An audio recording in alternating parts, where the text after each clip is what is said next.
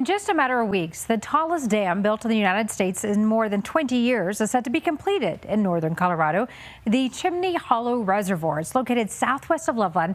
It's been in the works, we know, for decades. Well, now, but right as the designers were planning on filling it with water, they discovered a toxic chemical which could potentially impact the safety of the water there. The Chimney Hollow project will service several Colorado communities, including Loveland, Broomfield, Greeley, Longmont, Erie.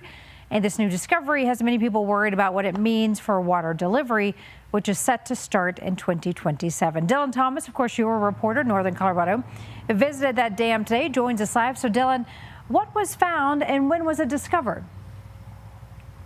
Karen, they discovered uranium, which is a radioactive element that a lot of people hear and they associate it with nuclear power and nuclear weapons. But the team with Northern Water, which is building this dam and reservoir, actually detected it back at the end of last year, but they weren't quite sure the exact source of where it was coming from.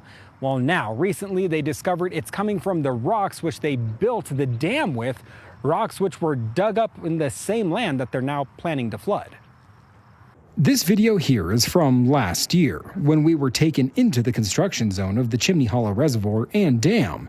At the time, the dam was only around 50% complete. As we were building this dam, we have been using rocks that were quarried on site. From our vantage point, these Hot Wheel-looking trucks were hard at work. But on the ground, they are massive trucks that moved more than 62,000 tons of rock each day to build what now is a 350-foot tall dam, the fourth largest in Colorado and the largest built in the United States in more than 20 years. But as Northern Water prepared to fill the reservoir with water, we discovered the presence of mineralized uranium, determined to be coming from the rocks themselves. We're getting ready to start fill this reservoir in later August. Which is why Jeff Stala and Northern Water are trying to be transparent with the public when it comes to what they discovered. We're looking to be finished with construction in the next 6 weeks.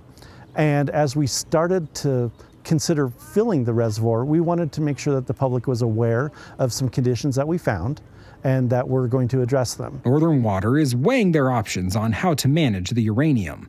But note, it isn't enough of a concern to derail the future of the reservoir. The concern about uranium is not about radioactivity or things that people often associate with uranium, but it's actually from a standard of long-term ingestion. There's a really strong possibility that these mineral levels will decrease far below any standard set by the EPA.